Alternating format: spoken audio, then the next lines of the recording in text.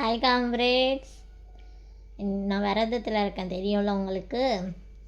இப்போது எனக்கு break time, lunch time, சாப்பிட போகலாமா?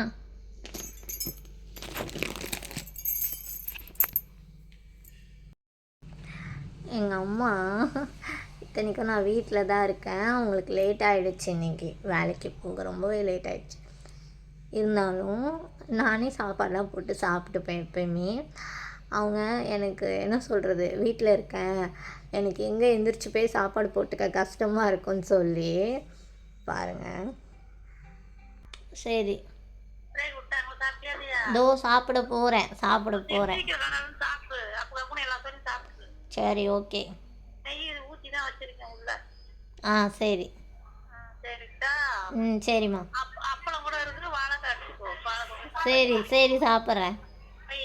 ஆ சரி, பாய். ஃபோன் கரெக்டாக நான் இப்போ தானே சொல்லிகிட்டு இருந்தேன்.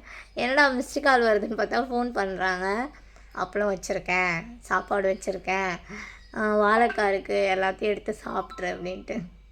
அம்மானா அம்மா தான் இல்லை, அம்மாவுக்கு மேலே என்ன வேணும் லைஃப்பில் பாருங்கள். போட்டுக்க கஷ்டமாக இருக்கும்னு சாப்பாடெல்லாம் கட்டி வச்சுட்டாங்க. இப்போ நான் எடுத்து சாப்பிட்டா அவங்களுக்கு போதும். உங்கள் அம்மாலாம் இப்படி, எல்லார் அம்மாவும் இப்படி தான் இருப்பாங்க. அம்மானாலே பெஸ்ட்டு தான். சரி, போய் சாப்பிட்லாமா? வாங்க, சாப்பிட போகிறேன். சாம்பார், வாழைக்காய், அப்பளம்.